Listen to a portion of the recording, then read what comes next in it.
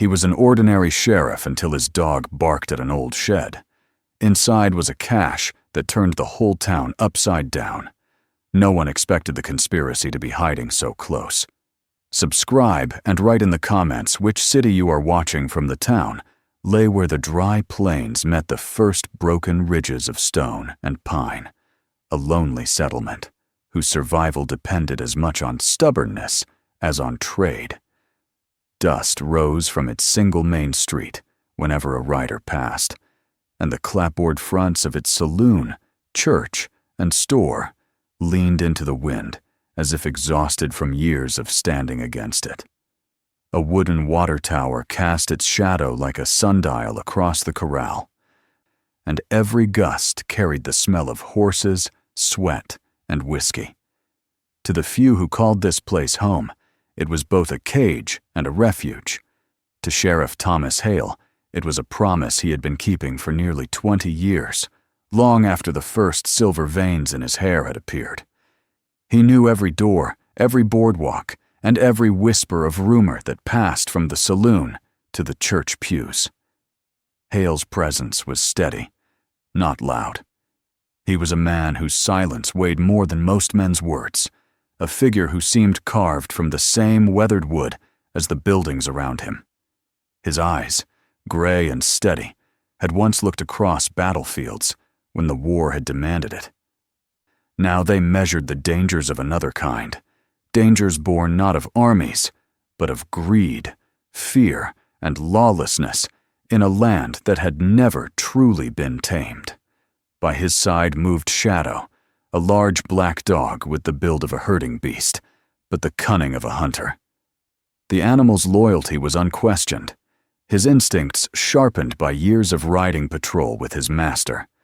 The town was restless in small ways that Hale noticed, though others ignored them. Too many unfamiliar faces passed through the saloon in recent weeks. Men who didn't linger for cards or whiskey, but met in hushed tones and left before dawn. Ranch hands whispered of riders in the hills, their lanterns glowing faintly at night, like stars moving against the ridges. Twice already he had been called to investigate thefts of livestock, and though he found tracks, they always vanished where the canyon widened. His deputy had offered the simple answer, that it was Indians. Hale, however, had seen enough of war to know the difference between raiding parties and organized planning. These were not the careless strikes of desperate men. They carried the smell of preparation. One morning he saddled his horse before the sun had fully burned the night from the horizon. Shadow trotted beside him, paws kicking up fine trails of dust. The sheriff often rode alone, letting his instincts and his dog's nose guide him along the neglected corners of his jurisdiction. The land spread out in broken shapes of sagebrush and sandstone, a place where shadows clung long after the dawn, and coyotes watched from afar with cautious hunger. Hale rode in silence, listening to the creak of leather and the steady rhythm of hooves. He trusted such mornings more than reports written by men eager to leave their duties behind. It was on such a ride, halfway through a canyon lined with pines, that Shadow changed his gait. The dog's ears pricked, his body stiffened, and then he darted forward with a sudden urgency that pulled Hale's attention from the horizon to the ground before him. Shadow barked once, sharp and commanding, then growled low in his throat as he circled a derelict structure half hidden by underbrush. Hale reined in his horse, dismounted, and approached with wary caution. The building was a forgotten outhouse, its planks warped and splintered, leaning as if it had tried to crawl away from time and failed. No one in town would have had reason to keep such a thing standing, and yet here it was, alone in the pines. Shadow pawed at the ground near the door, his growl deepening, his eyes fixed on the dark slit beneath the warped wood. Hale's hand rested on the butt of his Colt as he nudged the door open with his boot. The smell hit first, sharp with earth and damp wood, but beneath it lingered something else. metallic and acrid, a scent Hale recognized from years ago when he had walked battlefields strewn with spent cartridges. He narrowed his eyes and drew out a branch from the ground. Using it like a spear, he poked at the shadows inside. The branch struck something solid. With a grunt, he hooked and pulled until a heavy canvas sack dragged into the light. The bag was soaked, its canvas stained, but it was the weight of it that made his pulse quicken. He crouched, unfastened the ties, and peeled back the damp cloth.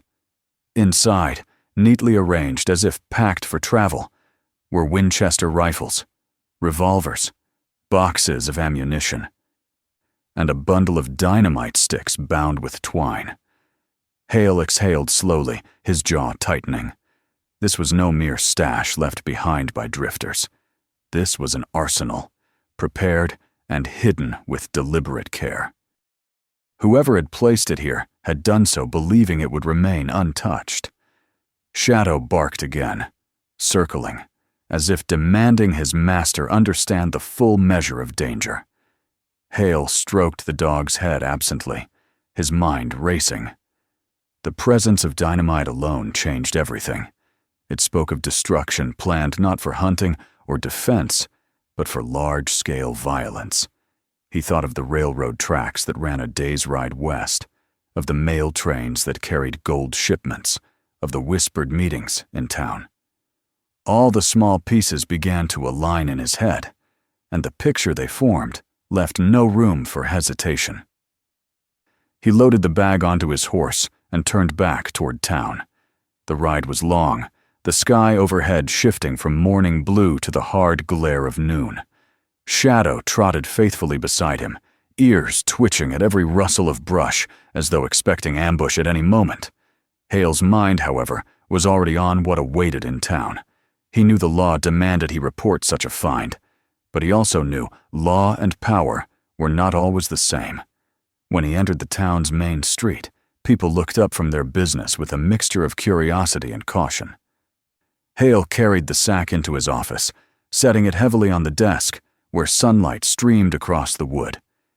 He unwrapped the contents before the eyes of a few chosen men storekeepers, ranchers, one member of the council. Their reactions were telling. Some gasped softly at the sight of so much firepower. Others hardened their faces, hiding any sign of surprise.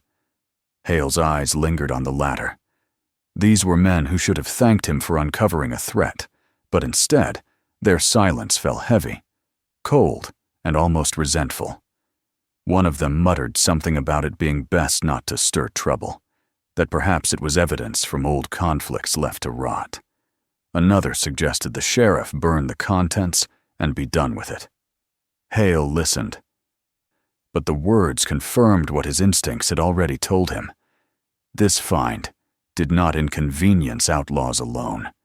It disturbed those within the town who had hoped such weapons would remain hidden until the time came to use them. He said little, keeping his voice even, but inside him a familiar fire began to stir.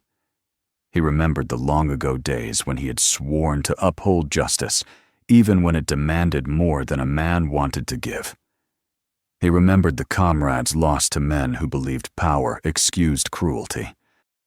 And he felt Shadow press close to his leg, the dog's growl rumbling faintly like thunder on the horizon. That night, as Hale sat alone in his office with the lamps dim and the streets outside silent, he studied the sack once more. The rifles gleamed faintly in the flickering light, the dynamite resting like a coiled serpent waiting to strike. He thought of the town he had sworn to protect, of the families who trusted his badge, and of the silent stares of those who wished he had never found the cache. He knew, with the same certainty he felt, when pulling the trigger in battle, that the discovery of that outhouse was the first step into something larger, darker, and far more dangerous than most in town could imagine. And as Shadow lay at his feet, ears twitching in uneasy dreams, the sheriff resolved that he would follow the trail wherever it led, even if it took him into the jaws of betrayal. The dog's instincts had whispered of danger, and Hale had learned long ago that such whispers rarely lied. The night after the discovery was long and restless. Sheriff Hale sat in the narrow confines of his office, the lamplight flickering across the rough boards of the desk, casting uneasy shadows over the sack of rifles and dynamite that rested in the corner. Shadow, stretched on the floorboards, shifted often in his sleep, paws twitching, as though even the dog's dreams were disturbed by the scent of powder and steel. Outside, the town had settled into silence, but to Hale, the silence was not peace. It was the pause before something heavier, the kind of stillness soldiers know on the eve of battle. He could not shake the memory of the councilmen's faces, the way their eyes had narrowed when the weapons were revealed. Men who should have been allies had looked at him with resentment, as if his act of duty had been an act of betrayal. The following morning, when he stepped out into the harsh glare of the sun, the town's atmosphere had changed in subtle ways. People greeted him with forced politeness, glances darting away quicker than before. A mother pulled her son back from petting Shadow, muttering about the dog's growl, as though she feared some hidden omen. Hale felt the gulf widening between him and the people he had protected for years. The badge on his chest had once symbolized trust, but now it seemed to draw suspicion. At the general store, he caught sight of two strangers purchasing provisions with too much urgency, their voices low, their eyes measuring him as he passed. That same afternoon, while he was riding the outskirts of town, he noticed a lone rider at the edge of the horizon, keeping his distance, but always within sight. When Hale slowed, the rider turned and disappeared behind the ridges, leaving only dust. It was a message, subtle but clear. You are being watched. The true warning came that night. Hale returned to his small cabin on the edge of town, Shadow trotting ahead, nose working the air. The dog stopped suddenly, hackles rising, and began a steady growl that deepened the closer they came to the door. Hale's hand dropped to the revolver at his hip as he stepped forward. The porch boards creaked under his boots, and then he saw it. Lying across the threshold was the severed head of a steer, its eyes already clouded, flies buzzing around the torn flesh. The crude display reeked of intimidation, a frontier warning to keep his nose out of matters beyond him. Hale stood over the grisly token, the revolver heavy in his hand, but he did not curse or call out. He only exhaled, long and controlled, and felt the steady presence of Shadow pressing close to his side. The threat was not unexpected. In fact, it confirmed what he had begun to suspect, that the cache of weapons was not merely contraband abandoned by passing outlaws, but part of a wider plan tied to men with both power and reach. In the days that followed, the pressure mounted. He discovered his deputy drunk more often than sober, reluctant to ride patrol, claiming illness or bad weather. Citizens who once tipped their hats to him now crossed the street to avoid his gaze. At the saloon, conversations died when he entered, and laughter resumed only after he left. He had lived through war and had smelled fear before. And what he saw in the townsfolk was not fear of bandits, but fear of crossing the invisible line that separated the sheriff from those quietly running the town's future. Hale had grown accustomed to danger, but the weight of isolation pressed harder than bullets. He found solace only in Shadow, who seemed to sense every shift in mood, every lurking presence. One evening, riding back from a fruitless patrol through the gullies, Shadow began to bark furiously, then darted ahead. The sheriff followed, reins tight, until the dog stopped at the mouth of a narrow canyon. It was then that gunfire erupted from above, muzzle flashes bursting from the rocks. The horse reared, and Hale threw himself into the dirt, rolling behind a boulder as bullets sparked against stone. Shadow charged into the canyon, his snarls echoing, disrupting the aim of the hidden gunman. Hale returned fire, each shot measured, and the echoes crashed between the canyon walls. The ambushers withdrew in haste, leaving only the dust of their horses on the ridges. When the smoke cleared, Hale found blood on the rocks, a trail that vanished into the darkness. He checked Shadow, running his hands over the dog's fur, finding a shallow graze across the flank, but no mortal wound. Relief welled inside him, heavy and fierce. Without the dog's warning, he would have ridden straight into death. Together they stood in the canyon, man and beast against unseen foes, and Hale realized with grim clarity that those who wanted him gone would not stop with warnings. He returned to town, wounded in spirit, but unbroken in resolve. He ceased confiding in councilmen, ceased trusting deputies who avoided his eyes, and instead turned to quieter forms of investigation. By day he walked the streets as though nothing had changed, but by night he rode the far edges of his jurisdiction, listening to ranchers, questioning farmhands who had no reason to lie. What he heard was worse than rumor. Families told of riders demanding tribute livestock taken, crops seized, barns burned in the night when men refused. Some confessed to paying, to bending under the weight of fear. They spoke in whispers, voices trembling. For they knew their oppressors were not strangers from the hills, but men connected to the very people who sat in judgment over the town. Each tale painted a clearer picture. The weapons had not been intended for scattered raids. They were to be used for something larger, something bold. The rumor came to him first from an old ranch hand whose son had vanished after being pressed into service. The boy had spoken of a plan to strike the railroad, of a mail train that carried shipments of gold through the territory. Others confirmed it. In fragments, talk of dynamite, of cutting telegraph lines, of blocking the tracks. The puzzle pieces clicked into place, and Hale saw the shape of a conspiracy designed not only to steal, but to destabilize, to put power in the hands of those who thrived in chaos. In the still hours before dawn, sitting at his desk with Shadow asleep at his feet, Hale let the truth settle like dust in his lungs. He was not facing a single band of outlaws. He was facing a network that stretched from the saddle-worn men in the hills to the clean-shaven ranchers who toasted prosperity in the saloon. The law, as he carried it in the weight of his badge, was no longer aligned with the men who claimed to uphold it. He understood that if he pressed forward, he would be standing not only against bandits, but against his own townsfolk, against the wealthy and the powerful who profited from silence.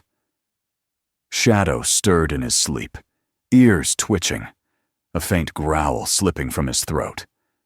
Hale reached down, resting a calloused hand on the dog's fur.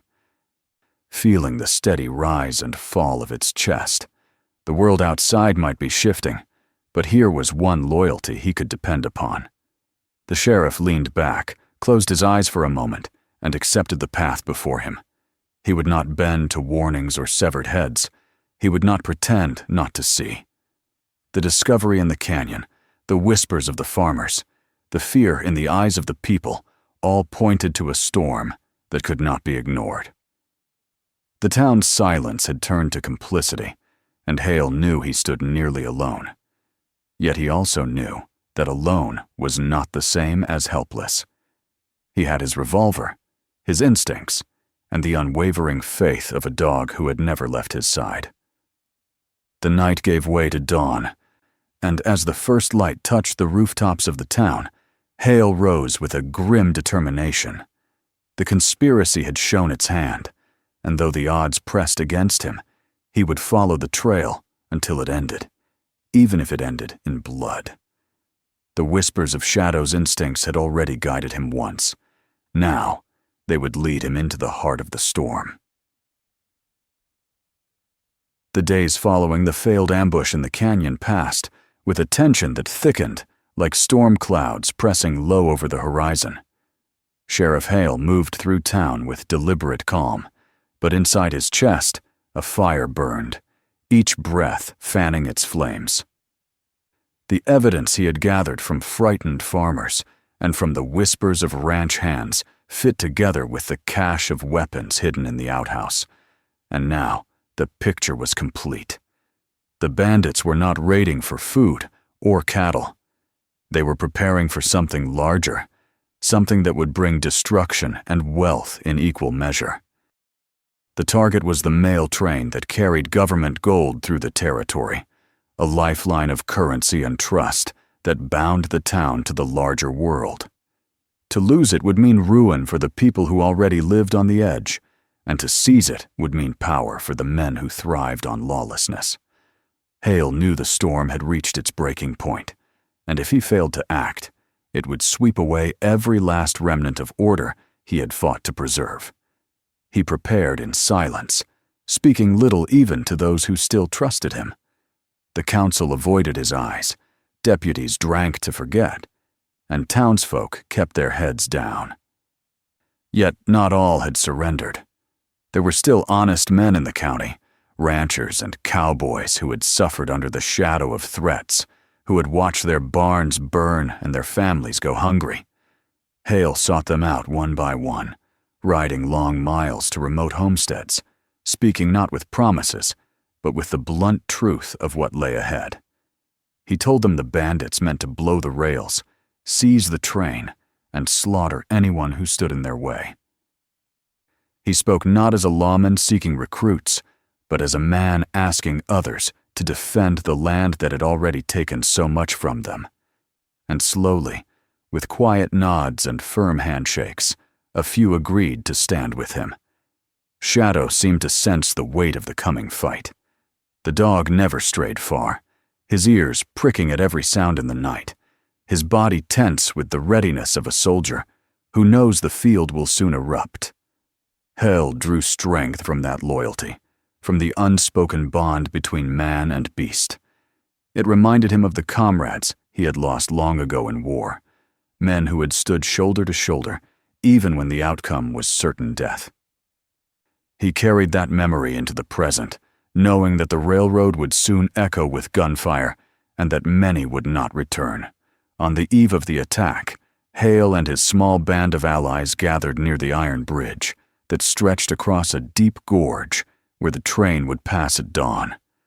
The gorge was steep and jagged, a natural choke point, the kind of place where ambushes could succeed with devastating efficiency. The sheriff studied the terrain, eyes narrowing as the last light faded from the sky. He could already imagine the bandits' plan. Dynamite to bring down the tracks, rifles to cut down survivors, and horses ready to haul away the spoils. The thought chilled him, but it also steeled his resolve. He would not allow it to succeed. The night was long and restless. Men tried to sleep, leaning against rocks, hats pulled low, but few truly found rest. The air was heavy with anticipation, every rustle of wind sounding like the whisper of riders in the distance. Hale sat apart, revolver in hand, the metal cool against his palm. Shadow pressed against his side, eyes reflecting the flicker of their small fire. The sheriff thought of the townsfolk who would never know how close they had come to ruin, of the faces of farmers who had begged him not to abandon them, of the severed steer's head left at his door as a warning. He thought of the councilmen who would sit in comfort while others bled, and with every thought, his determination deepened. At first light, the distant whistle of the train carried across the hills. The men rose, weapons ready, and Shadow growled low, his body stiff with recognition of the moment. Dust rose on the horizon, not from the train, but from riders approaching fast. The bandits came with brutal confidence, their horses pounding the earth, their rifles gleaming in the rising sun. At their head rode a broad-shouldered man with a scar cutting across his jaw, the mark of an old knife fight. Hale recognized him instantly from descriptions, a gang leader who had left bodies in his wake across 3 states. The man raised his arm, signaling, and others dismounted, setting dynamite charges along the rails with practiced speed. Hale gave no warning. With a sharp motion, he signaled his men, and the crack of rifles broke the morning calm. The ambush reversed, lead tearing through the air, and bandits shouted in confusion as bullets sparked off stone.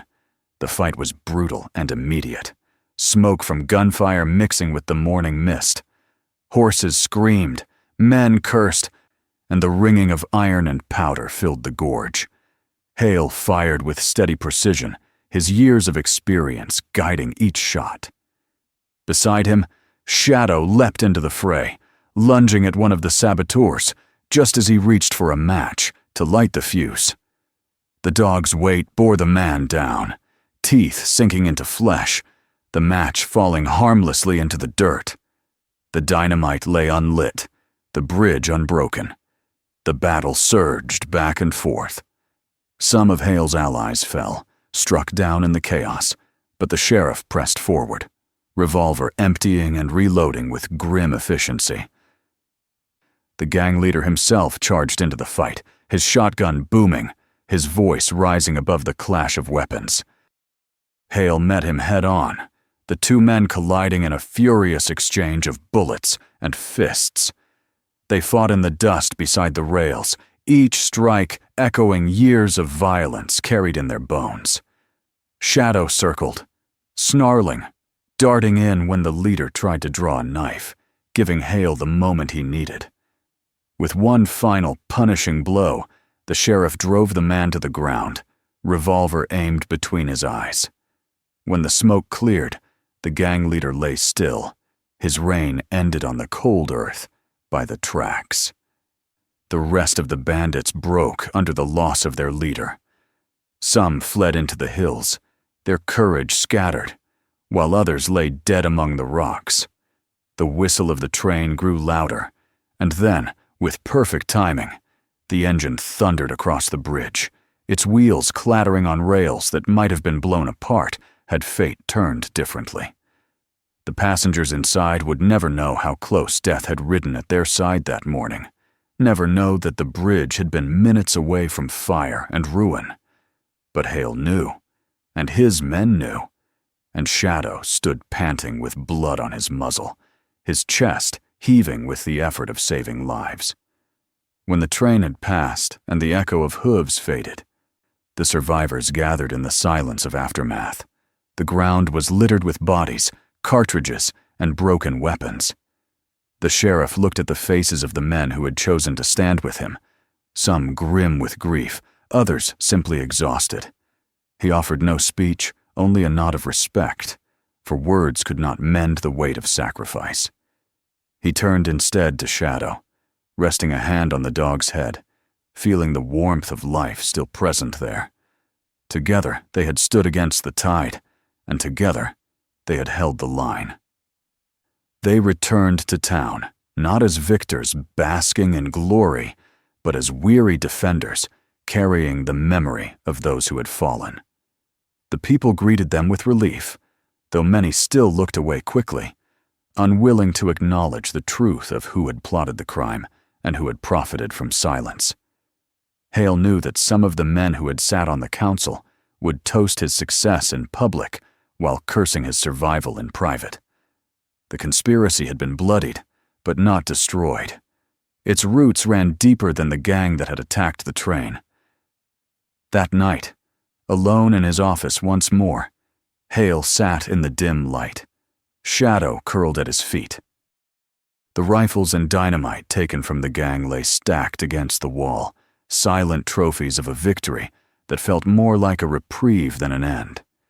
He stared out the window at the dark street, the town appearing peaceful beneath the starlight, but he knew better. Peace was an illusion, fragile as glass, ready to shatter at the first touch of greed or fear. He leaned back, weary but resolute, and let his hand rest on the dog's back. Shadow stirred, lifting his head to meet his master's gaze, and in that look was the wordless promise of loyalty unbroken. Together, they would remain watchful. Together, They would face whatever shadows came creeping next. And though Hale knew the fight was far from over, he also knew that while he and his dog still drew breath, the town had not yet been abandoned to darkness. The rails had held, the gold had been saved, and justice, though bruised and bloody, still stood. For now, that was enough.